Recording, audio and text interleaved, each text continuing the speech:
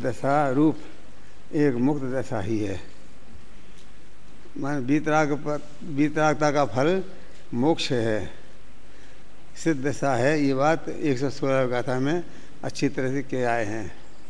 अब कह रहे हैं देखो कि ये मनुष्य आदि पर्यायों रूप विविध दशाएँ तो राग आदि क्रिया के फल हैं, और इस गाथा में यह बता रहे हैं कि यह नामक कर्म की अपने स्वभाव से जीव के स्वभाव का पराभव करके मनुष्य पर्याय, त्रैंच, नारक और देव पर्याय इन पर्यायों को करता है। माने संसार में जीव 4 गति में भटकता है, और वीतरागता का फल मोक्ष है, सिद्ध दशा है, और राग का फल 4 गति में जन्म लेना है। जैसा सो अशुभ राग होगा तद अनुसार वो 4 गतियों में जाएगा। 4 गति देवगति, मनुष्य गति, त्रैंच गति और नरक गति। सबसे भयंकर गति नरक गति है। नरक उसका शब्द है कि जो रत नहीं होता उसमें निरंतर ये भावना भाता है कि भगवान ये गलती हो गई तो हो गई, अब दोबारा ऐसी गलती मैं नहीं करूँगा और मुझे दोबारा इस नरक में नहीं आना पड़े। नरक से ही एक ऐसा है, नरक एक ऐसा है जहाँ जीव रत नहीं होता है, लीन नहीं होता है, उसमें मस्त नहीं होता है।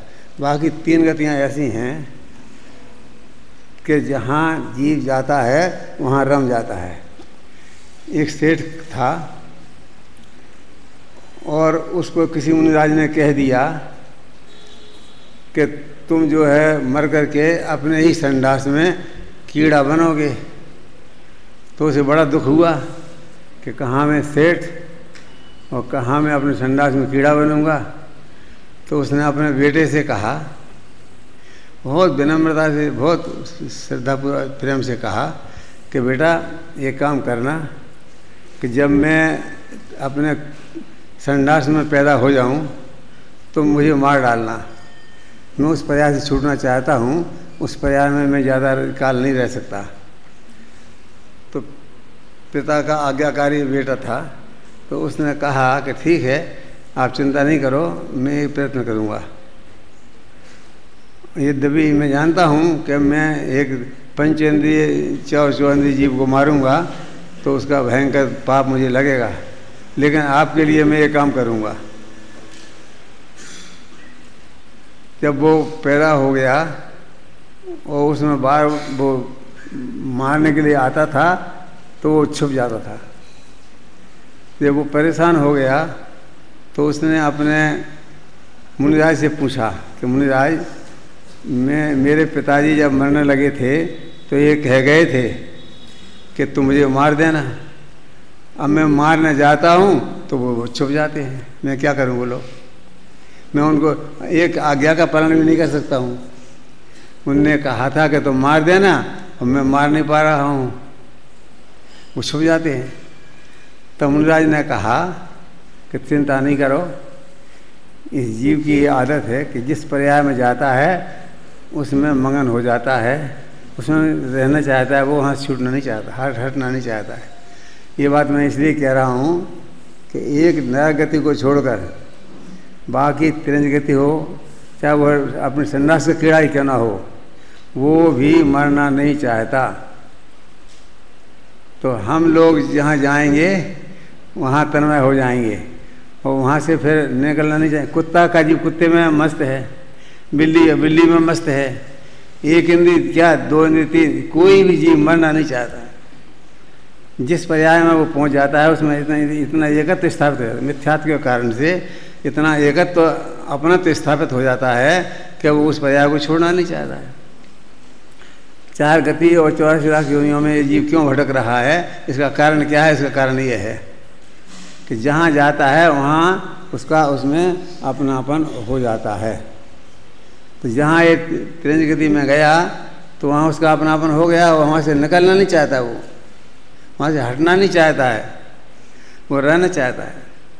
एक सम्यक दर्शन ऐसी चीज़ है कि भेद विज्ञान हो जाए, अपने और पराई की पहचान हो जाए, अपने आत्मा का स्वरूप समझने का प्रयत्न उसका हो जाए, तो वो अवश्य कोशिश करता है कि मैं इस संसार से छूट करके मुक्त अवस्था को प्राप्त करूं, भेद विज्ञान कर। यहाँ ये समझा रहे हैं, देखो मनुष्य आदि पर्याय हैं, मैं ये जहाँ जाता है वहीं का होके रह जाता है, वहाँ जम जाता है, रम जाता है। एक नरक को छोड़ करके नरक गति का वर्णन आपको सुनना हो, समझना हो, तो यहाँ कहने के बजाय मैं आपको प्रेरणा देना चाहता हूँ, कहना चाहता हूँ कि आप 6 ढाला की पहली ढाल पढ़ लो। पहली ढाल में उन्होंने अत्यंत संक्षेप में, अत्यंत सुंदर तरीके से 4 गति का वर्णन निगुण से लेकर के और मोक्ष तक पहुँचाने का प्रयत्न किया है कि निर्गुण में ये जीव किस प्रकार से रहता है, नरक गति में किस प्रकार से रहता है, तीन गति में किस प्रकार से रहता है, और मनुष्य गति में आकर के कैसे तन्मय हो जाता है। हम अब देख रहे हैं अपनी हालत, कितने ऐसे जीव हैं बताइए कि जो मनुष्य गति में आकर के उत्तम कुल पा लिया, जीवन कुल पा लिया, सब कुछ पा लिया है, और यहाँ तक आ गए हैं, उसके बाद भी उलझ जाते हैं और अपनी मान्यता को पुष्ट करने लगते हैं। यानी दुर्लभ कितना कठिन है मनुष्य पर्याय में आना। एक साधारण चीज नहीं है। अनादिकाल से तो एक इंद्रिय पर्याय में पड़ा रहा, तो अनंत काल तो वहाँ बिता दिया, फिर 2 इंद्रिय में आया, 3 इंद्रिय में आया, 4 इंद्रिय में आया, 5 इंद्रिय में, 5 इंद्रिय में भी मनुष्य हो जाए, मनुष्य में भी उत्तम कुल में आ जाए, लंबी आयु पाले। वैसे ही आपको मालूम होना चाहिए कि कुल मनुष्य गति कितनी जो सार्थक हैं, उपयोगी हैं, भी तो 8 ही हैं। वैसे कहने को 24 हैं, लेकिन उसका कोई मतलब नहीं है। एक ऐसी मनुष्य गति जो मन कैसा है, वो सब अवसर आपको मिल गए हैं, इसलिए बता रहा हूँ ये बात कि वो सारे अवसर हमें प्राप्त हो गए हैं, और फिर भी यदि हम अपने स्वरूप को प्राप्त करने का कोशिश नहीं करें तो हमसे अभागा कोई नहीं होगा। हमें कहीं किसी पक्ष में नहीं पड़ना है, हमें किसी मतवाद में, जातिवाद में, कुछ लोग इसलिए कि वो जिस कुल में पैदा हो गए उसी के होकर रह जाते हैं। हमें कान्जी स्वामी का अनुसरण इसलिए करना है कि वो भले ही सीतामढ़ कुल में पैदा हो गए, लेकिन वो वहाँ संतुष्ट नहीं रहे, तो उन्होंने ये कोशिश करी कि मैं सच्चे धर्म, जो सच्चा है वो मेरा है, जो मेरा है वो सच्चा नहीं। मैं इस बात की मानता नहीं हूँ कि इस बात को कि जो मेरा है वो सच्चा है, बल्कि जो सच्चा है वो मेरा है। सच क्या है, इसके लिए उन्होंने प्रयत्न किया, और उनने अपना कुल में परिवर्तन किया, धर्म में परिवर्तन किया, अखंड ब्रह्मचर्य का पालन किया। मैंने उन्होंने आत्मा को प्राप्त करने के लिए क्या क्या उपाय नहीं किए, आप आश्चर्य कर सकते हो।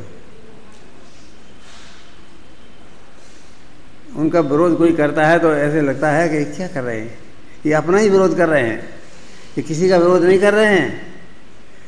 वो व्यक्ति का कोई विरोध कर नहीं सकता है, और क्या किया, क्या कर सकता है, कौन किसका क्या कर सकता है।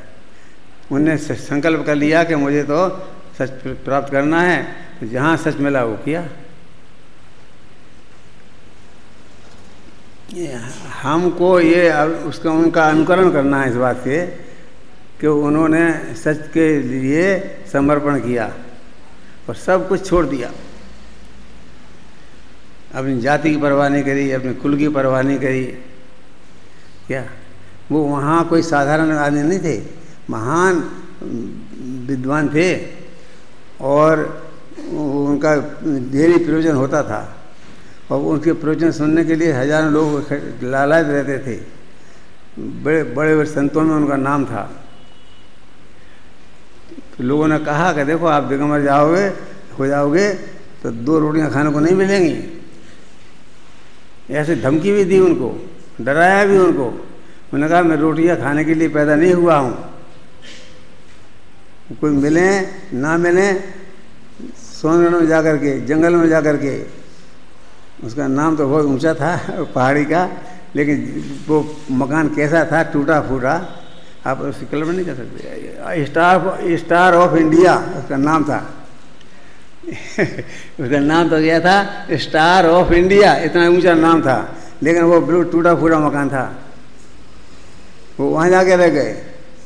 धीरे धीरे जो जिनकी होनहार भली थी, एक ही व्यक्ति आके जो उनसे जुड़ता गया और सैकड़ों लोग श्वेतांबर दिगंबर बन गए।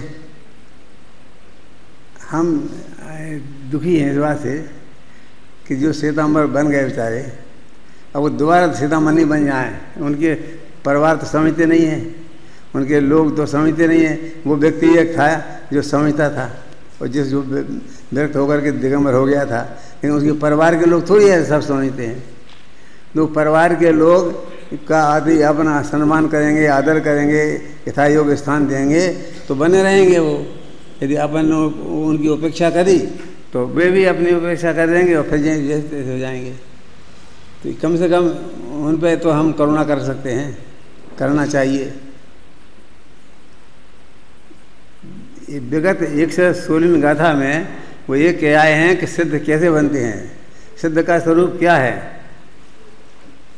मैं बीच में तो कांजी स्वामी इसलिए आ गए, मुझे याद आती है, उनकी महिमा आती है कि उन्होंने कितना बड़ा त्याग किया है अपने लिए, इसलिए बार बार उनका स्मरण आ जाता है। वो भाग्य से, सौभाग्य से समझ लो कि हमें वो अवसर इतना जल्दी मिल गया। 22-23 साल की उम्र थी और हम भी व्यापार में उलझ गए थे। आज लखपति हो जाते, इसमें कोई दुराई नहीं थी। जो धंधा पानी कर रहे थे वही करते रहते तो जरूर लखपति होते, लेकिन उसकी कोई, ये लक्षपति हो गया ना, वो लखपति होते और यहाँ सच्चा लक्ष्य मिल गया, सच्चा उद्देश्य मिल गया, परम पावन अवसर मिल गया, तो ये हमारा लक्ष्य पूरा हो गया। तो हमारा मनुष्य भाव तो सार्थक हो गया। हमने तो ऐसा समझ करके संतोष कर लिया है कि हमें अब कुछ करना नहीं है। जो थोड़ा बहुत करने की बात आती है तो मुझे कुछ ज़्यादा उसमें रस नहीं आता है। करते हैं लोग, करते हैं, योजना बनाते हैं, प्लानिंग करते हैं, करो जैसे करना हो करो, मुझे कुछ नहीं करना है। ज्ञाता दृष्टा आत्मराम, मैं तो अपने आत्मा का ध्यान करना चाहता हूँ, अपना स्वरूप समझना चाहता हूँ और ये मनुष्य भाव को सार्थक करना चाहता हूँ। यहाँ जब ये बात सुनते हैं, देखो विगत गाथा में यह समझाया गया है कि वीतराग भावों का फल तो मोक्ष है। तो हमारे अंदर वीतरागता की प्राप्ति कैसे हो जाए, वीतरागता कैसे आ जाए, इसका हमें निरंतर प्रयत्न करना चाहिए। और एक ही तरीका है उसका, वीतरागता प्राप्त। वीतरागता माने क्या है? राग पर पदार्थ। पंडित टोडरमल जी ने इतनी बढ़िया बात कह दी है कि राग द्वेष की कल्पना ही मिथ्या है। पहले उस जमाने में तो हेयरिंग डालने का रिवाज नहीं था, लेकिन बाद में जो संपादन किया गया उसका, तो उसमें तो ऐसे स्पष्ट लिख दिया है कि राग द्वेष की मिथ्या कल्पना। ये राग द्वेष की कल्पना मिथ्या है, झूठी है, इसमें कोई दम नहीं है। किसी से राग करना, किसी द्वेष करना, दोनों राग और द्वेष दोनों संसार के कारण है।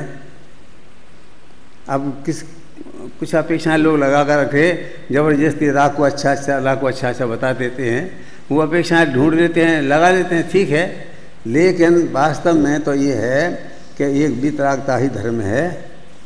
राग द्वेष दोनों अधर्म हैं, उनमें कोई दम नहीं है, चाहे वो शुभ हो चाहे अशुभ। वो अशुभ की अपेक्षा शुभ अच्छा होता है और इसी बातें करते हैं लोग, करने दो। लेकिन भैया समय बहुत थोड़ा है, काम बहुत ज़्यादा है करने का। अनादिकाल से जो काम नहीं किया वो काम अपन को करना है, इसलिए ज़्यादा हो रही हो मत। तो ये कह रहे देखो वीतरागता का फल क्या है? सिद्ध सला। यदि मोक्ष जाना है, सच्चा सुख प्राप्त करना है, अनंत दर्शन, अनंत ज्ञान, अनंत सुख प्राप्त करना है, तो वीतरागता ही धर्म है। कि वीतरागता पर मैं जोर दे रहा हूँ कि तुम राग में मत उलझो। ये कह रहे देखो विगत गाथा में यह समझाया गया था कि वीतराग भावों का फल सिद्ध सला है। अब उनको मोक्ष होना है ना, मुक्ति जाना है ना, सिद्ध स्थला प्राप्त करना है ना, हमेशा आनंद काल के लिए आनंद सुखी होना है, तो उसका फल वो कैसे मिलेगी? वो वीतरागता से मिलेगा। तो वीतरागता ये कह रहे हैं इसमें, देखो वीतराग भावों का फल सिद्ध स्थला मोक्ष है, एक मुक्त दशा है। ये मनुष्य आदि मन पर्यायों का फल विवक्षित दशाओं तो राग आदि क्रियाओं का फल है। 4 गति में जो परिभ्रमण होता है वो भले देवगति में आया तो क्या हुआ? देवगति में तो भोगों की प्रधानता है, वहाँ जाकर के उलझ जाता भोगों का। बहुत बिरले जीव ऐसे हैं क्या कि जो तत्व को समझ पाते हैं, बाकी तो जो विमान वासी हु था, क्या लिखा देखो, सम्यक दर्शन बिन दुख पाए, तो तय चय थावर तन धरे, स्थावर पर्याय में आ जाता है। यूँ परिवर्तन, अरे विमानवासी हो जाए तो क्या हो गया? यदि तुम तत्व ज्ञान से वंचित रह गया और तूने वो नहीं कर पाया तो विमानवासी होना ही बेकार हो गया। ऐसा लिखा, दर्शन पाठ पढ़ते ना अपन, सम्यक उसमें लिखा है समकृत सहित नरक का वासा बुद्धजन वासा खासा। बुद्धजन कवि ने कहा है, यहाँ बुद्धजन माने विद्वान समझ लो, विद्वान कहते हैं, ज्ञानी कहते हैं, क्या कहते हैं कि भैया भले ही नरक में रहना पड़े, समकृत सरक नरक का वासा खासा बुद्धजन भाषा, ऐसा बुद्धजन ने कहा है। और मिथ्यात के सहित स्वर्ग में रहना भी अच्छा नहीं है। क्या कर लोगे स्वर्ग जाकर? कितने बार स्वर्ग हो आए? कोई एक बार थोड़ी गए हैं। अनंत काल से अपन संसार में भटक रहे हैं, कितने बार मोक्ष गए हैं, स्वर्ग गए हैं, आप कल्पना नहीं कर सकते हो। हाँ, बहुत बार गए। जो सम्यक दर्शन के साथ जाते जहाँ वहाँ नहीं गए और बाकी सब जगह गए। तो ये कहते हैं वीतराग भावों का फल तो सिद्ध स्थला दशा है, एक मुक्त दशा है।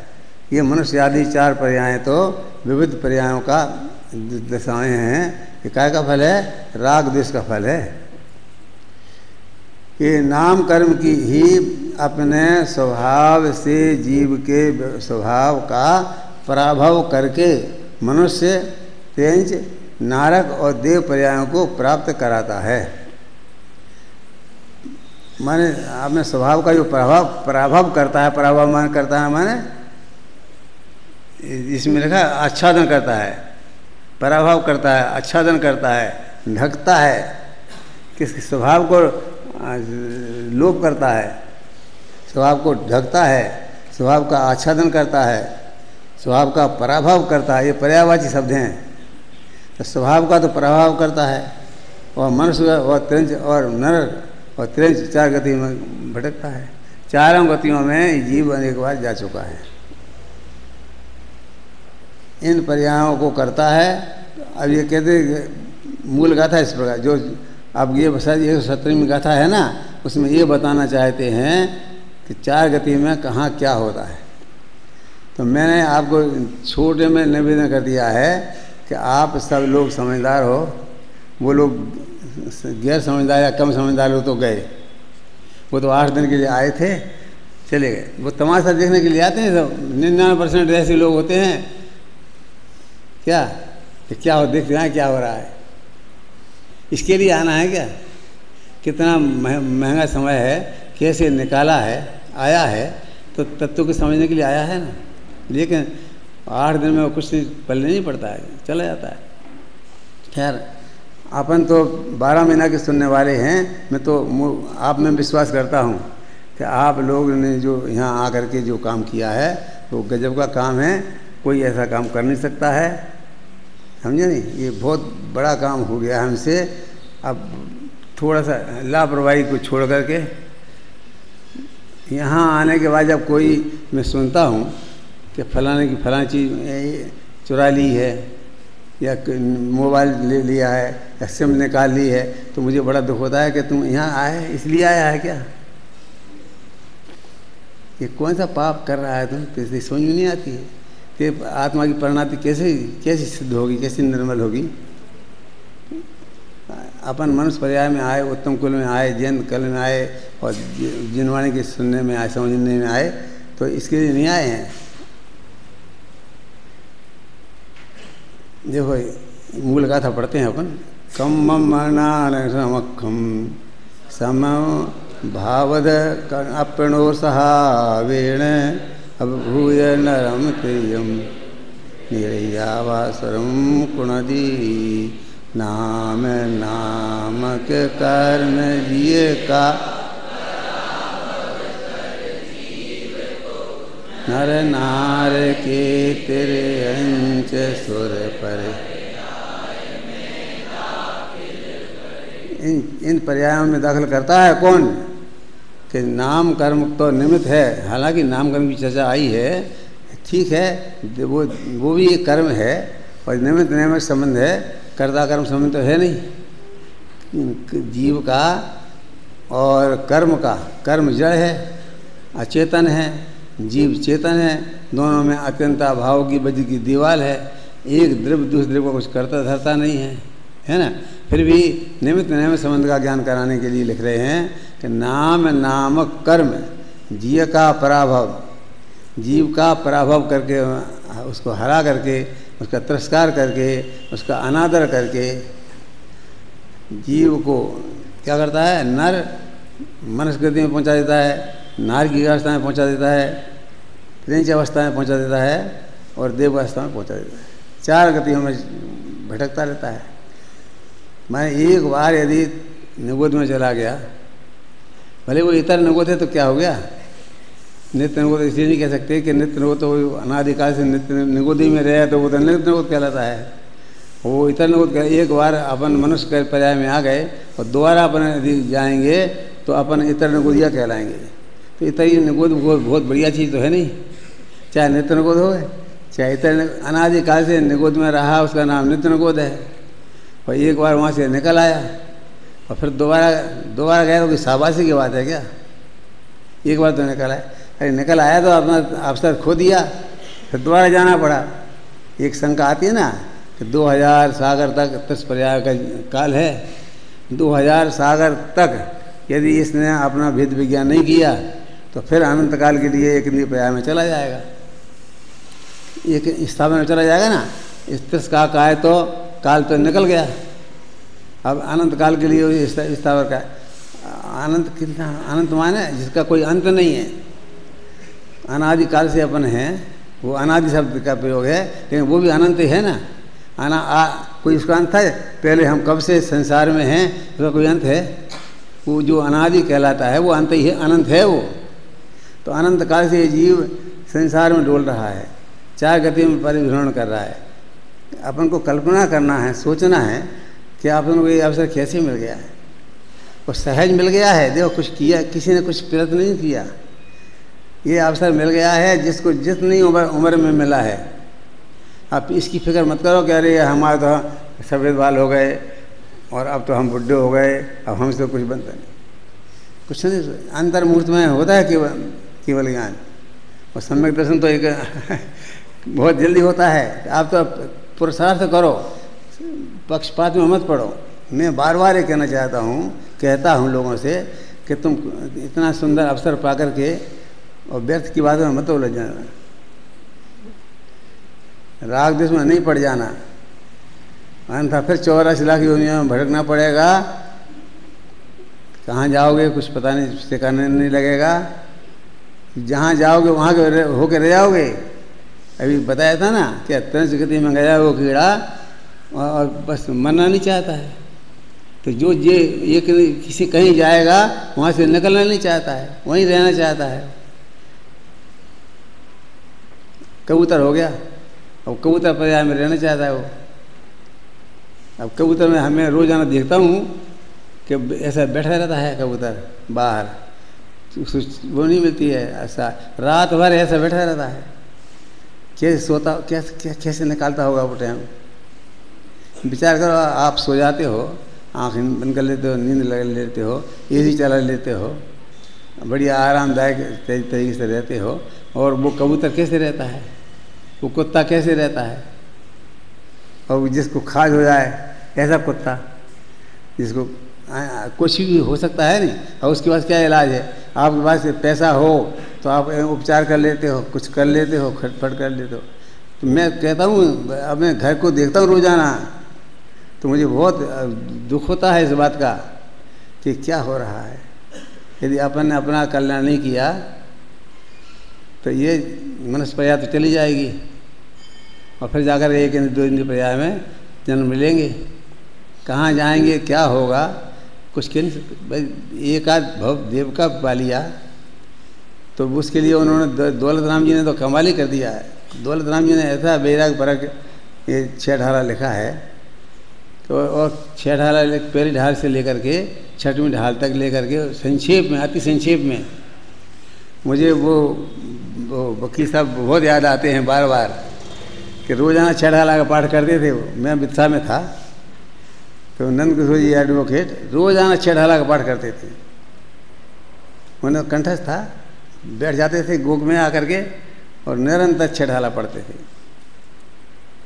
मुझे बहुत याद आती है कि देखो जीवन को सार्थक करने का तरीका, कि बैराग कहाँ से, जो निगोद से लेकर के कहाँ पहुँचाया, मोक्ष में पहुँचा रहे हैं। अनंत अनंत काल यथा तथा शिव परिणय, जैसे मोक्ष अवस्था में जाकर जीवन अनंत काल तक रहेगा।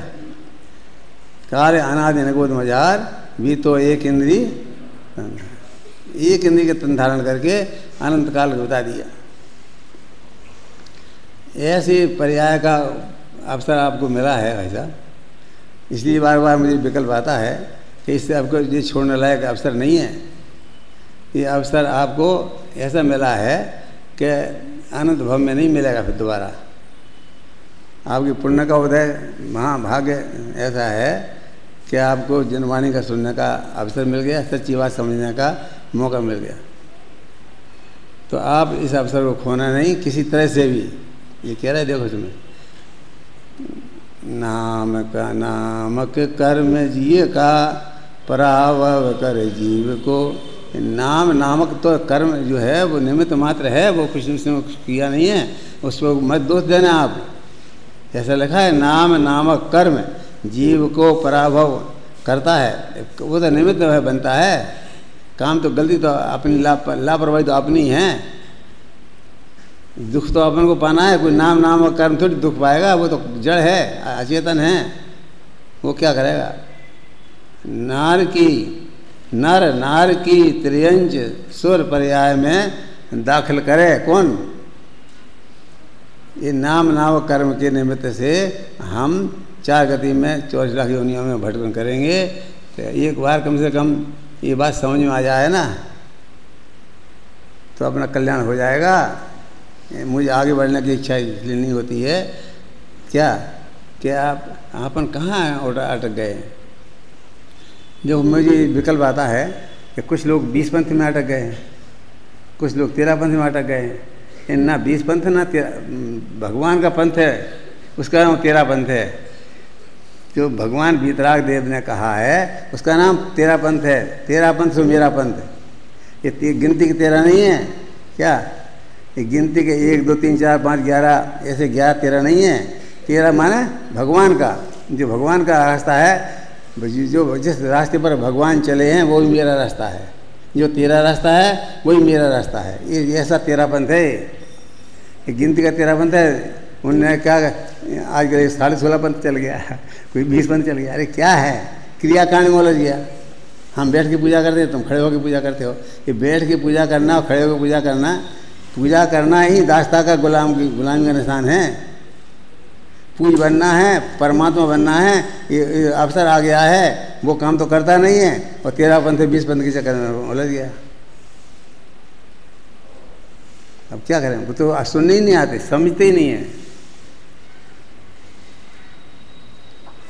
नाम नामक कर्म अपने स्वभाव से जीव के स्वभाव का पराभव करके मनुष्य, त्रियंश, नारक और देव पर्यायों को धारण करता है। इस गाथा के भाव को आचार्य अमृतचंद्र इस प्रकार स्पष्ट करते हैं। देखो, हमारे सौभाग्य से आचार्य अमृतचंद्र जैसे 10वीं शताब्दी 1000 वर्ष पहले हुए, उनके ग्रंथ अपन को उपलब्ध हैं। ये हमारे महान पुण्यों का ये है। हम किसी पर्याय में जाते तो हमें ये ग्रंथ पढ़ने को, सुनने को, समझने को मिलते क्या।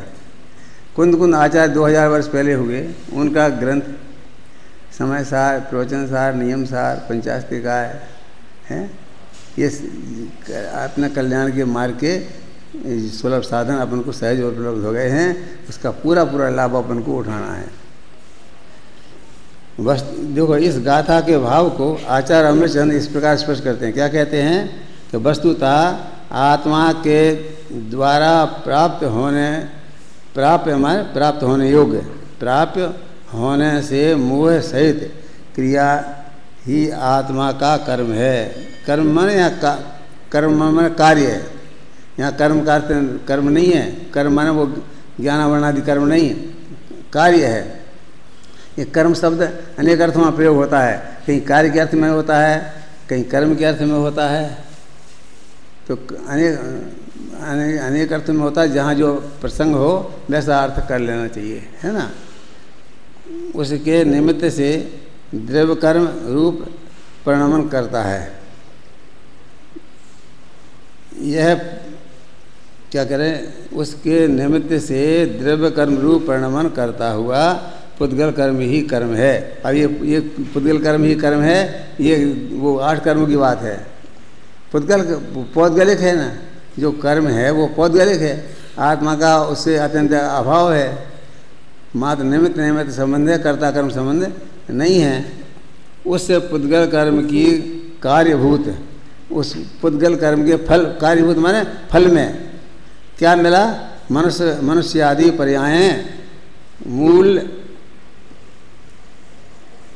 कारणभूत जीव की क्रिया से प्रवर्तमान हुए होने से क्रियाफल, ये क्रिया का फल है। मनुष्य आदि पर्याय, 4 पर्याय प्रकट हुई अपन को, मनुष्य देव नार की त्रंच, ये क्रिया का फल है। क्योंकि क्रिया के अभाव में पुद्गलों का कर्मपन्य अभाव होने से उस पुद्गल कर्म की कार्यभूत मनुष्य आदि पर्यायों का अभाव हो जाता है। जब वो द्रव्य कर्म जो ज्ञान वर्णादि 8 कर्म हैं, जब उनका अभाव होता है तो उसके कार्यभूत जो मनुष्य आदि पर्याय हैं उनका भी अभाव हो जाता है। माने 8 कर्मों का अभाव होता है तो उससे मनुष्य आदि पर्यायों का भी अभाव हो जाता है। तो ये आत्मा परमात्मा बन जाता है। इस प्रकार से अभी आगे दीपक का उदाहरण देकर समझाएंगे, उसकी चर्चा अपन कल कर पाएंगे। अभी 9 बज गए हैं, 8 से 9 तक, 8:15 से 9 तक का अपना कार्य है। 9 बजे आपको ख़त्म करना है, इसलिए मैं इसी पर विराम लेता हूँ। आगे बात शेष कल करेंगे।